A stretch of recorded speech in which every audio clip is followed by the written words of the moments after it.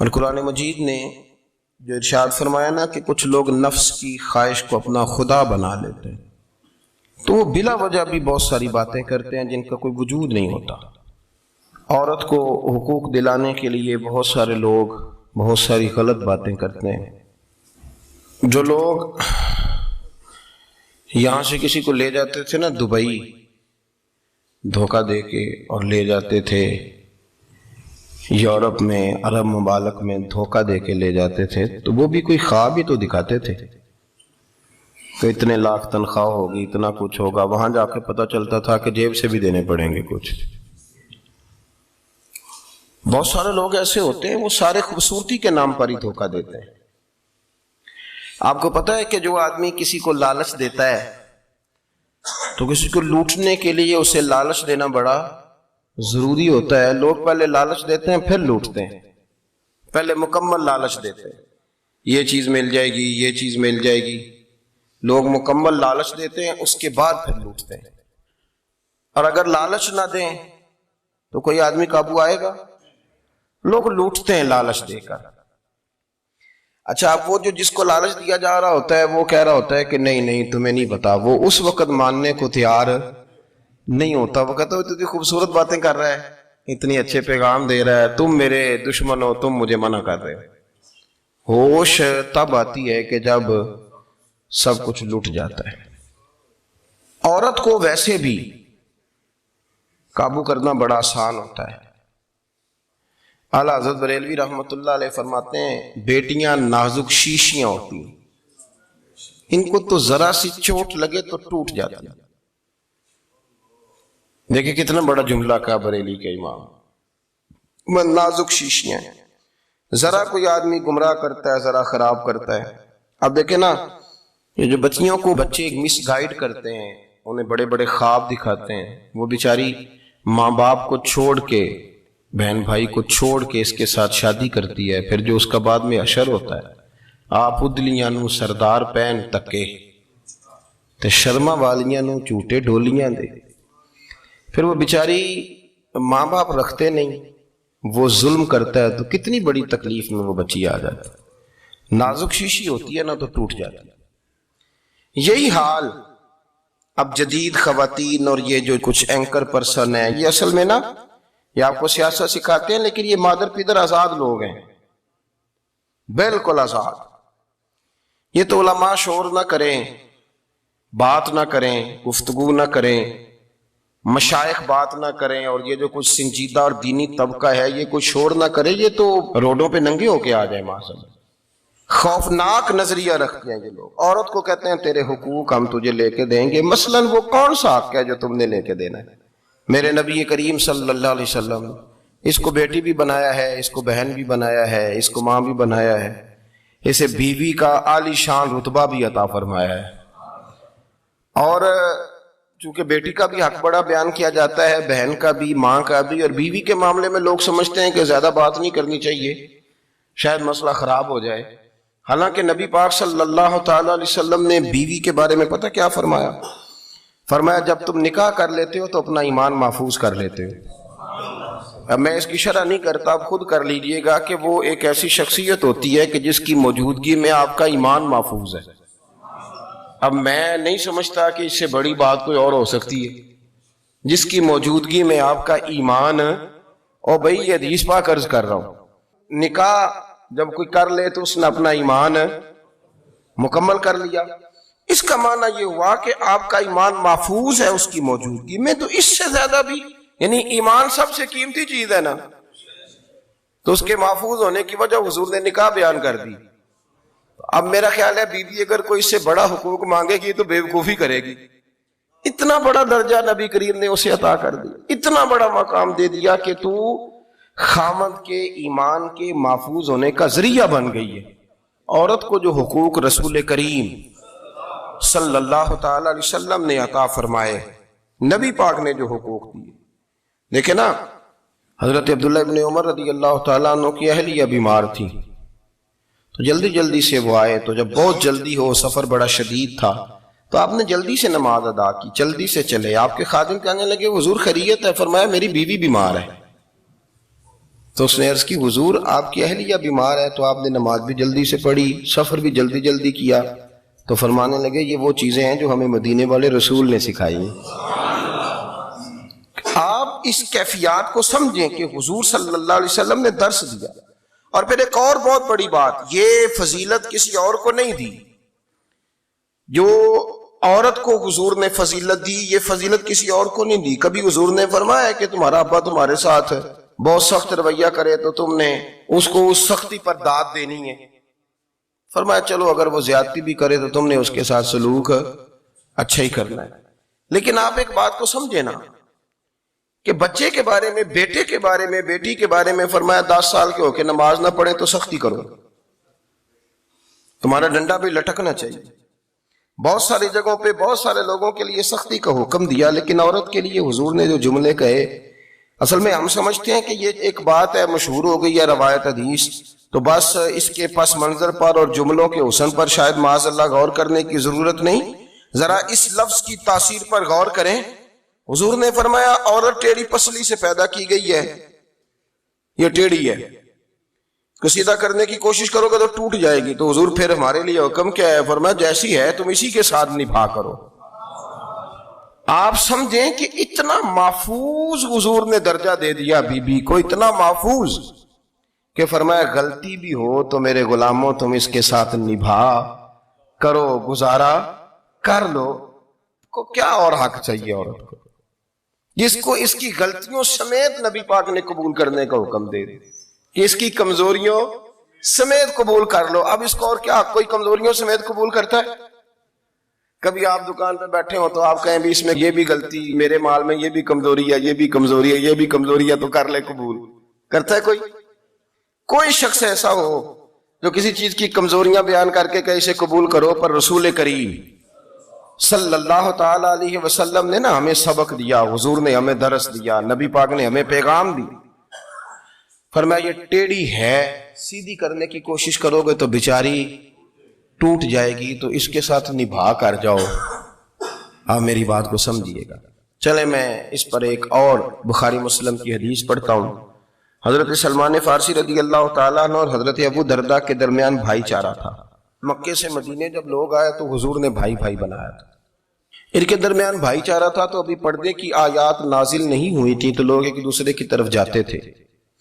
حضرت سلمان فارسی رضی اللہ تعالیٰ عنہ حضرت ابو درداء رضی اللہ تعالیٰ عنہ کے گھر میں تشریف لے گئے تو دیکھا کہ ان کی بیوی بڑی غمگین بیٹھی، تو آپ نے فرمایا بہن کیا ہوا؟ تو کہنے لگی تمہارے بھائی کو دلچسپی کوئی نہیں رہی، ہر روز روزہ رکھ لیتا ہے اور ساری رات نفل پڑھتا ہے۔ حضرت سلمان فارسی کہنے لگے ٹھیک ہے کر لیتے ہیں بندوبست۔ نماز دین ہے کہ نہیں؟ دین ہے نا یہ چیزیں۔ لیکن حضرت سلمان فارسی جناب ابو درداء سے کہنے لگے آج میں نے تیرے گھر میں رہنا رات کو، کیونکہ وہ تو ساری رات نماز پڑھتے تھے، نفل پڑھتے تھے۔ انہوں نے کہا ٹھیک ہے، ایک بستر لا کے بچھا دیا حضرت سلمان فارسی کے لیے۔ سلمان فارسی فرمانے لگے دوسرا بھی لا۔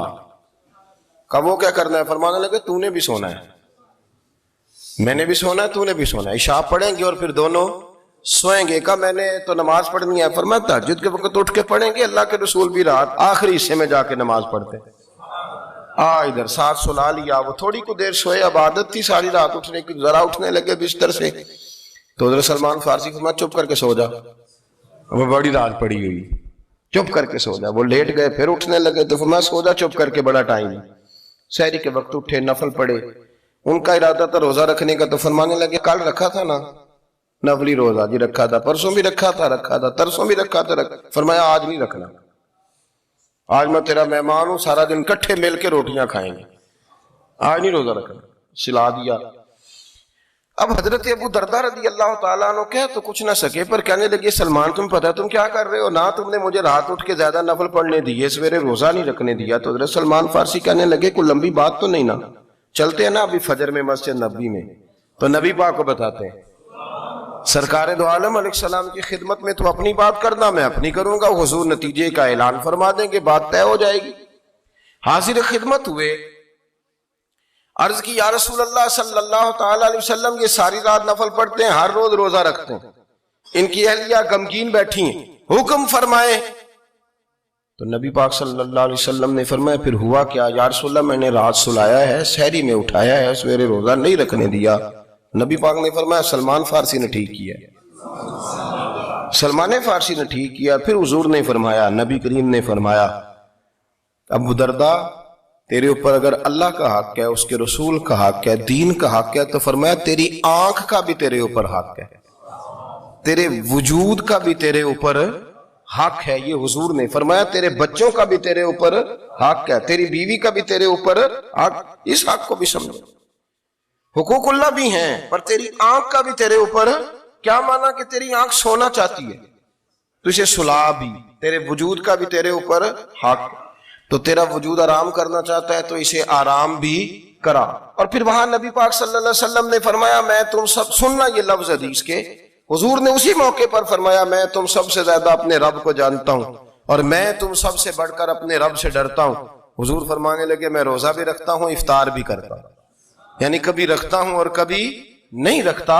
فرمایا میں نفل بھی پڑھتا ہوں اور اپنی بیویوں کو وقت بھی دیتا ہوں۔ سرکار مسجد میں بھی آتے تھے، نواسوں کے ساتھ کھیلا بھی کرتے تھے، ان کے ساتھ پیار بھی کرتے تھے۔ تو اتنے بڑے حقوق حضور نے بیان فرمائے عورتوں کے کہ تمہاری بیوی کا بھی تمہارے اوپر۔ لو ایک حدیث بخاری کی اور یہاں بیان کر دیتا ہوں۔ ایک شخص نے آ کے عرض کی یا رسول اللہ صلی اللہ تعالی علیہ وسلم جہاد کے لیے تیاری ہو گئی ہے، صفیں بن رہی ہیں، مجاہدین کی تیاری ہے، تو میرا بھی نام لکھ دیا گیا ہے مجاہدوں کی لسٹ میں، لیکن یا رسول اللہ صلی اللہ تعالی علیہ وسلم میری بیوی نے حج کی تیاری کر لی اور میرے دوستوں نے، صحابہ نے میرا نام مجاہدین کی لسٹ میں لکھ دیا، تو میرے لیے کیا حکم ہے؟ یہ بخاری مسلم ہے۔ تو نبی پاک صلی اللہ تعالی علیہ وسلم نے فرمایا جہاد پہ کوئی اور چلا جائے گا تو بیوی کے ساتھ حج کرنے جا، اسے محرم کی ضرورت ہے، وہ تیرے بغیر کیسے جائے گی؟ مجاہدین کو تو اور مجاہد مل جائے گا، پر تو اپنی بیوی کے ساتھ جانا۔ نبی پاک صلی اللہ علیہ وسلم نے مرد کو محافظ بنایا ہے، عورت کو مرد کا قیدی نہیں بنایا، بلکہ عورت کو حفاظت عطا کی اور مرد کو اس کا محافظ بنایا۔ اب بچیاں آزاد ہونا چاہتی ہیں، اور آزادی بھی وہ والی کہ جو بنیادی طور پر آزادی نہیں، فحاشی ہے۔ میں نے بہت پہلے کہا ہے کہ اسلام بیٹیوں کو قیمتی سمجھتا ہے۔ جس بندے کے پاس 20 تولے سونا ہو وہ چوک میں لے کے نہیں آتا، وہ قیمتی چیز ہے، اس نے چھپا کے رکھی ہوتی ہے۔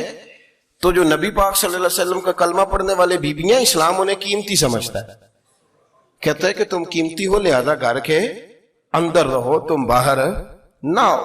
لیکن عورتیں ہیں کہ ان کو بلا وجہ لوگ خراب کر دیتے ہیں اور بلا وجہ وہ اس مغالطے کا شکار ہو جاتی ہیں۔ اب آگے بڑھتے ہیں۔ قرآن مجید نے سورہ نور کی آیت نمبر 30 میں کہا کہ کل للمؤمنین یغضوا من ابصارہم، فرمایا کہ اے محبوب علیہ السلام مومن مردوں سے کہہ دو کہ اپنی نظریں جھکا کے رکھیں، اپنی نظریں۔ اور اگلی آیت میں فرمایا وَقُلْ لِلْمُؤْمِنَاتِ یغضضن من ابصارہن، فرمایا کہ اے محبوب مومن عورتوں سے بھی کہہ دو کہ اپنی نظریں جھکا۔ مرد بھی اپنی نظر جھکا کے رکھے گا عورت کی طرف، لیکن یہ ساری پابندی صرف مرد پر نہیں، عورت بھی غیر محرم کا چہرہ نہیں دیکھے گی، اس پر بھی اسی طرح نظر جھکانے کا حکم ہے، جس طرح کہ وہ ہر دکاندار کو بھائی جان کہہ کے گفتگو کرنے کی اس کو بھی اجازت نہیں ہے کہ وہ بھی وہ سمجھے کہ پابندی تو مرد نے کرنی تھی، میں نے تھوڑی کرنی تھی۔ وہ جس کے پاس جائے، جہاں بھی جائے، ڈاکٹر کے پاس جائے، باہر جائے، تو وہ جس طرح مرضی اس کا دل چاہے وہ بات چیت کرے، اس کی عورت کو بھی اجازت اسلام نہیں دیتا۔ بنیادی طور پہ اسلام شرم و حیا کا دین ہے، حیا کی بات کرتا ہے۔ حیا کی جب ہم تعریف کرتے ہیں تو حیا کی تعریف یہ ہے کہ کوئی کبھی چیز دیکھ کے نہ تو آپ کی طبیعت میں کراہت محسوس ہو، آپ کوئی غلط جملہ منہ سے نکالتے ہوئے ذرا جھجکیں، آپ کوئی غلط بات کرتے ہوئے تھوڑا بوجھ محسوس کریں۔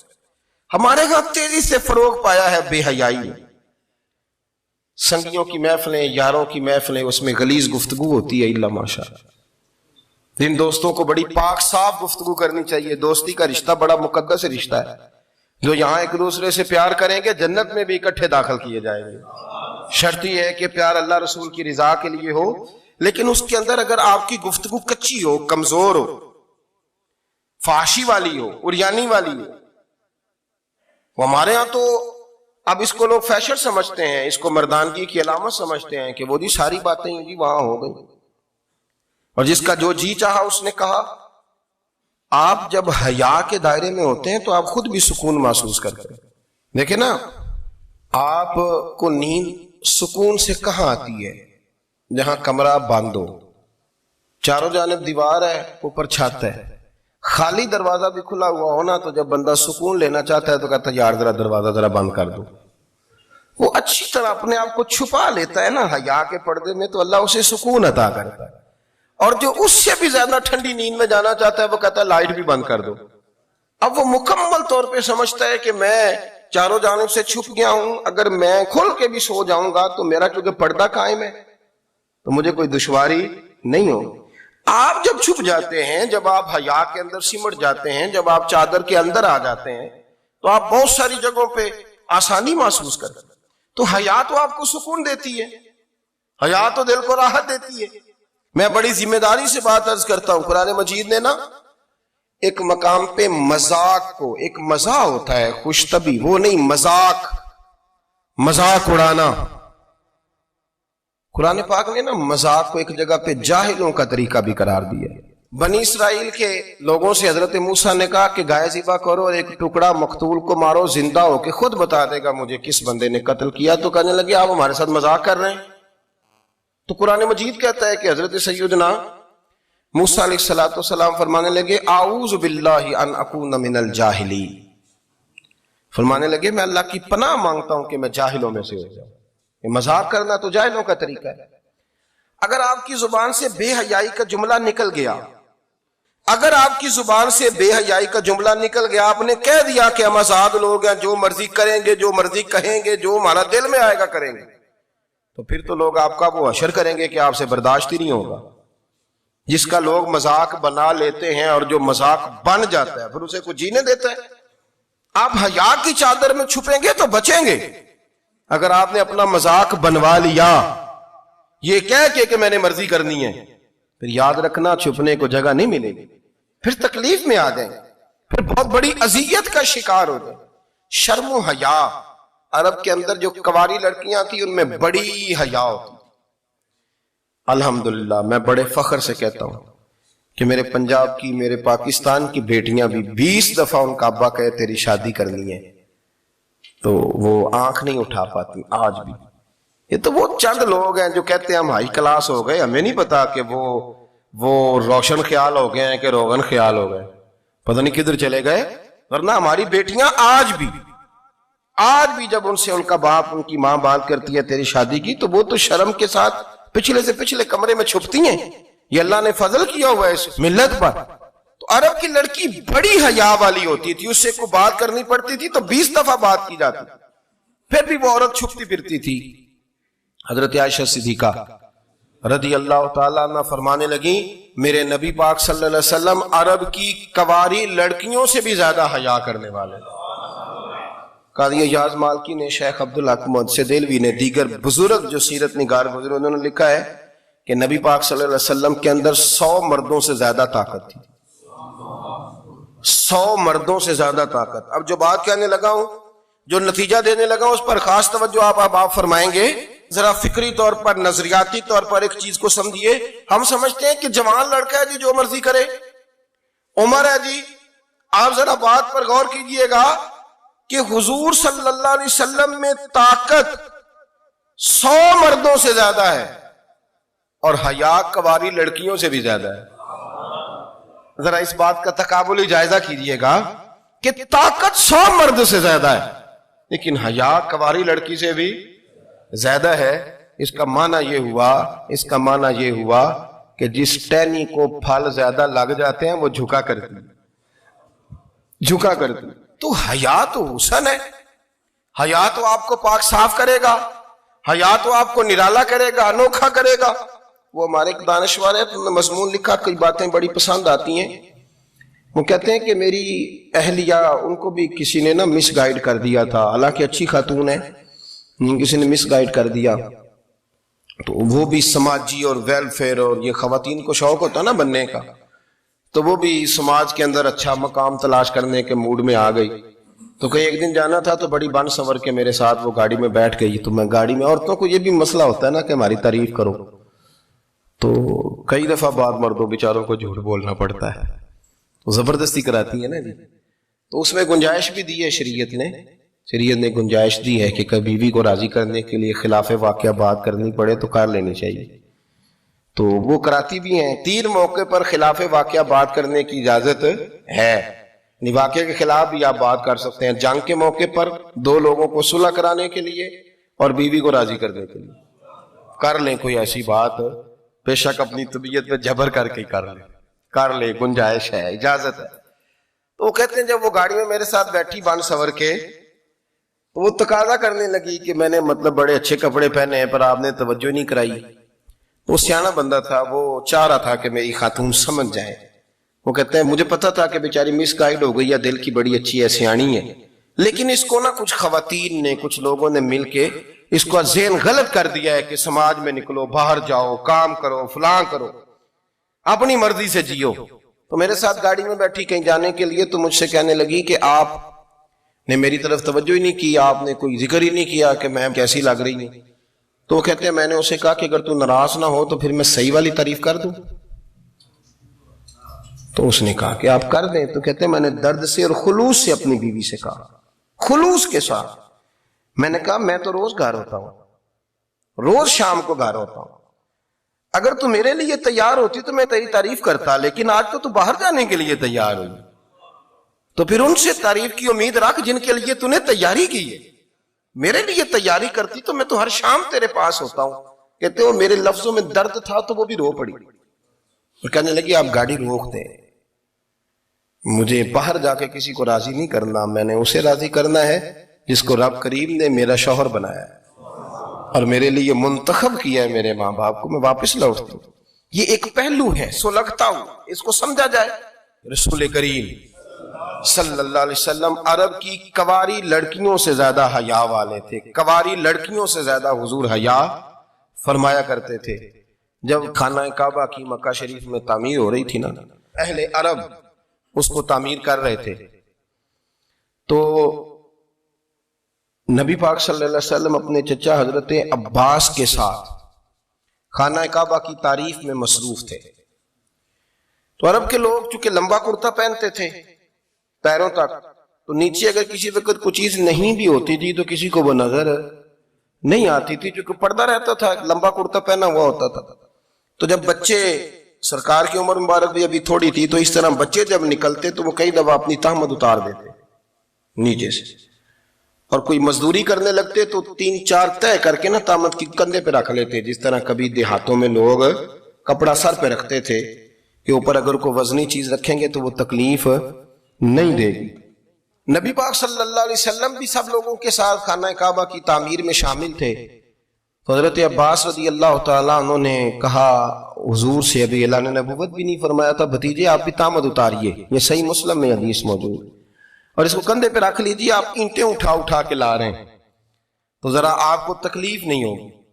تو سرکار دو عالم صلی اللہ علیہ وسلم سے یہ بات کہی، اور پھر جلدی سے حضور کی تہمت کو نکال کے نا، حالانکہ لمبا کرتا پہنا ہوا ہے، تو وہ جیسے ہی ان کے کندھے پہ رکھا اینٹیں رکھنے کے لیے، تو سرکار تو زمین پہ گر گئے، بے ہوش ہو گئے، آنکھیں آسمان کی طرف، اور پھر حضور پکار رہے ہیں آزاری آزاری آزاری، میرا تہمت دے دو، میرا تہمت دے دو۔ کبھی کوئی شخص اس وجہ سے بھی بے ہوش ہوا ہے کہ میرے وجود سے کپڑا اتر گیا ہے؟ حالانکہ سرکار پر وہ بے ہوشی بھی نبی پاک کا وہ جو غلبہ ہے نا شرم و حیا کا، اس کی وجہ سے، ورنہ تو حضور فرماتے ہیں کہ میری آنکھیں سو جاتی ہیں، دل تو میرا اس عالم میں بھی جاگتا رہتا ہے۔ تو سرکار زمین پہ تشریف لے آئے، آنکھیں میرا تہمت دے دو، میرا تہمت دے دو، تو جلدی سے انہوں نے تہمت دیا تو حضور نے باندھ لیا۔ پھر طبیعت مبارک میں تسلی ہوئی، یعنی ہم اس رسول کے غلام ہیں کہ جن کے تو وجود سے کپڑا اتر جائے تو حضور برداشت نہیں کرتے، قبول نہیں فرماتے، تکلیف شروع ہو جاتی۔ لیکن یہاں نوجوان ہیں اور بڑا قد کاٹ ہے اور بڑے بڑے سمجھدار لوگ ہیں، گرمی آتی ہیں تو شارٹ کپڑے پہن کے گھومتے ہیں، ان کو خیال نہیں کہ یہ وہ والا لباس ہے جو باہر تو کیا گھر میں اماں کے سامنے نہیں پہننا چاہیے، بہنوں اور بیٹیوں کے سامنے نہیں پہننا چاہیے۔ آپ کی گفتگو میں شرم و حیا ہو، آپ کے لب و لہجے کے اندر حسن ہو۔ آپ کو پتہ ہے نبی پاک صلی اللہ علیہ وسلم نے فرمایا میری امت میں سب سے زیادہ حیا کرنے والے عثمان غنی ہیں۔ زمانے کا نہیں، سب سے زیادہ حیا کرنے والے. آپ فرمایا کرتے تھے جب سے حضور کا چہرہ دیکھا ہے میں نے کبھی اپنی شرمگاہ بھی نہیں دیکھی، میں نے آنکھوں کا وضو نہیں توڑا، اور جب سے حضور کے دست مبارک میں نے بیعت کے لیے سیدھا ہاتھ بڑھایا تو پھر سیدھا ہاتھ میں نے کبھی گندگی کو نہیں لگایا. حیات. آپ باتھ روم کے اندر بھی غسل فرماتے تھے تو کپڑوں سمیت کرتے تھے. کسی نے کہا حضرت جی واش روم کے اندر کیوں نہیں کپڑے اتارتے؟ آپ فرمانے لگے باہر بندوں سے حیا کرتا ہوں، اندر جاتا ہوں تو رب سے حیا آنی شروع ہو جاتی، وہ تو دیکھ رہا ہے نا. تو میں جو بات آپ کی خدمت میں عرض کرنا چاہتا ہوں اس کو آپ سمجھیے گا میرے عزیز، کہ شرم والا مزاج، گفتگو بھی شرم والی، آنکھیں بھی شرم والی، لباس بھی شرم والا، دوستی یاری بھی شرم والی، بہت ساری ایسی باتیں. دیکھیں نا آپ ذرا، میں نے کہا کہ باتوں کو سن کے گزر نہ جایا کریں، اس کی گہرائی پر غور کریں. حضور علم کا سمندر ہے، سرکار سے زیادہ علم دنیا میں کسی کے پاس موجود نہیں ہے، اور صحابہ کو موقع ملا ہوا اس سمندر سے فیض لینے کا. لیکن ان کی حالت یہ ہے کہ حضرت علی المرتضیٰ فرماتے ہیں 14 دن گزر جاتے، حضور سے کچھ سوال پوچھنا ہوتا تھا پر میں شرم کے بارے نہیں پوچھ پاتا تھا. 14 دن بخاری شریف میں موجود ہے. ایک دن نبی پاک صلی اللہ علیہ وسلم نے پوچھا صحابہ سے کہ وہ کون سا درخت ہے جس کے پتے نہیں گرتے، اور وہ درخت اس طرح ہے جس طرح مومن ہوتا ہے، وہ درخت میرے مومن کی طرح بتاؤ. حضرت عبداللہ ابن عمر فرماتے مجھے پتا تھا کہ وہ کھجور کا درخت ہے، لیکن چونکہ ابو بکر صدیق بھی بیٹھے ہیں، عمر فاروق بھی بیٹھے ہیں، مولا علی بھی بیٹھے ہیں، عثمان غنی بھی بیٹھے ہیں، اتنے جید لوگ بیٹھے ہیں، تو مجھے حیا آتی تھی کہ میں کیوں جواب دوں. کہتے سرکار نے کئی دفعہ پوچھا، لوگوں نے کئی اور درخت بتائے، پر فرمایا تمہارا جواب درست نہیں ہے. آپ حیا کے اس پہلو پر غور کریں کہ سوال کا جواب آتا ہے، سوال کا جواب، یعنی مجھے سوال کا جواب آتا ہو پھر میں دوں نہ، مجھے بدعزمی نہ ہو جائے گی. یہ کیسے ممکن ہے کہ میری رات گزر جائے مجھے پتا بھی تھا اور میں نے بتایا نہیں. بہت سارے لوگ آ کے بہت ساری باتیں بتاتے ہیں، بہت ساری باتیں وہ سمجھاتے ہیں، تو ہم غور سے ان کا چہرہ دیکھنے لگ جاتے ہیں، کہتے ہیں یار اس کا تو دعویٰ تھا کہ میں سمجھنے آتا ہوں، تو یہ تو ہمیں سمجھا رہا ہے، چلو الحمدللہ ہم سمجھنے کو تیار ہے. لیکن میرے عزیز پتہ بھی ہے جواب کا، علم بھی ہے، لیکن فرماتے ہیں میری حیا نے مجھے اجازت نہ دی کہ میں جواب دوں. آپ فرماتے ہیں پھر حضور سے صحابہ نے عرض کی کہ یا رسول اللہ آپ ہی بتا دیں وہ درخت کون سا ہے. تو حضور نے فرمایا بھئی وہ کھجور کا درخت ہے. تو آپ فرماتے ہیں میں دل ہی دل میں کہہ رہا تھا کہ الحمدللہ میرا جواب درست ہے، حالانکہ میں نے جواب دیا ہی نہیں. تو لفظوں میں حیا، جملوں میں حیا، آنکھوں میں حیا، اٹھنے میں حیا، بیٹھنے میں حیا، چلنے میں حیا ایک خوبصورت حسن ہے. اور نبی پاک صلی اللہ علیہ وسلم نے فرمایا جب تو بے حیا ہو جائے نا پھر تو آزاد ہے، پھر تو جو مرضی کا، پھر تو جو. اس لیے بزرگ جب کسی کو بے حیا کہتے تھے نا، اللہ اکبر، اور جب کسی کو کہتے تھے نا یہ بے حیا ہے تو لوگ سمجھتے تھے کہ کوئی ہلکی سی بات کر دی، لیکن ان کا معنی یہ ہوتا تھا کہ بس بھائی اب اس کے ساتھ کوئی کلام کرنے کی ضرورت ہے، اس کو اب اصلاح کی ضرورت نہیں، یہ بے حیا ہے. کیا معنی؟ کہ اب یہ جو اس کے دل میں آئے گا وہ کرے گا، جو اس کی طبیعت چاہے گی وہ کرے گا، اب یہ کسی پہلو بھی قابو آنے کو تیار بے حیا ہو گیا. بے حیائی بہت بڑا عیب ہے.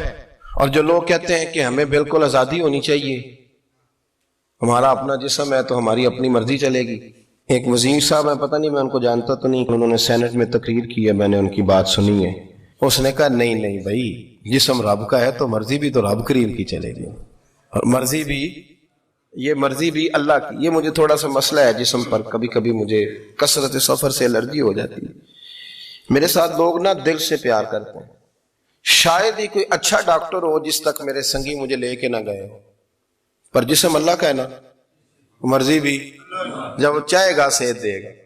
کیوں کچے کاموں میں لوگ پڑ گئے، کیوں غلط لوگ سوچ میں پڑ جاتے ہیں؟ یہ اسی کا ہے. اور جب وہ چاہے گا، آپ اس بات کو اچھے طریقے سے سمجھ لیں کہ جو اپنی مرضی چوکوں چوراہوں میں کر رہے ہوتے ہیں نا، جو مرضی گاندمن، وہ جانور ہوتے ہیں، وہ جانور ہوتے ہیں جو نہ چوک دیکھتے ہیں نہ گلی دیکھتے ہیں، نہ انہیں پتہ ہوتا ہے کہ جگہ کون سی ہے. وہ انسان ہے.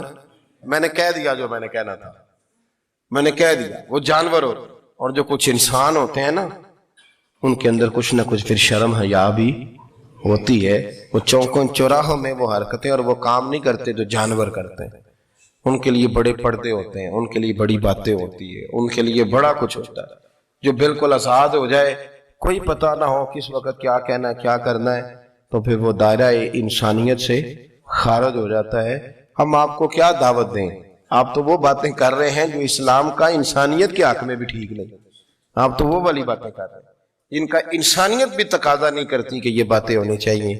لیکن ایک بات, میں تو جذباتی نہیں ہوتا, میں بڑے غور سے چیزوں کو دیکھتا ہوں, سنتا ہوں, اور نہ میں ان موسمی مینڈکوں کی. وہ مجھے راحت صاحب کہنے لگے جی بڑے بڑے مولوی ایک بندے کے ساتھ بیٹھے ہوئے ہوتے تھے اور وہ روزے میں بڑے بڑے درس دیتا تھا, تو وہ بھی فلانی حرکتیں کر رہا ہے. تو میں نے کہا ہم نے تو پرانا کہا تھا کہ موسمی مینڈک ہے, تو پرانے کہہ رہے ہیں کہ اداکار ہے. تو وہ جہاں کاسٹ کریں گے وہاں وہ اداکاری کرے گا. آپ کسی مذہبی جگہ کر لیں تو وہاں کر لے گا, کہیں اور جگہ کریں گے تو ہم تو پرانا کہہ رہے ہیں. تو کسی کو کبھی سمجھ آتی ہے تو کسی کو کبھی اور جگہ جا کے سمجھ آتی ہے. ہم ان لوگوں سے پریشان نہیں ہوتے. کیوں؟ سن لیں, کوئی مایوسی نہیں. ان کے اندر جتنا زور ہے وہ لگائیں. یہ ملک بنا ہے رسول اللہ کے نام پہ, یہ اللہ نے تحفہ دیا ہے امت مسلمہ کو. یہ نبی پاک کے نام پہ بنا ہے, تو یہاں جھنڈا بھی وہی والا بلند ہونا ہے جو مدینے والے رسول کا جھنڈا ہے, اور یہاں وہی کام چلے گا جو نبی پاک نے بیان فرمایا. تو اس طرح کئی لوگ آتے ہیں, وہ شور شار کرتے ہیں, چلے جاتے ہیں. اتنے نہ پریشان ہوا کریں. بہت سارے لوگ تو بیچارے اس قابل بھی نہیں ہے کہ ان کا نام لیا جائے.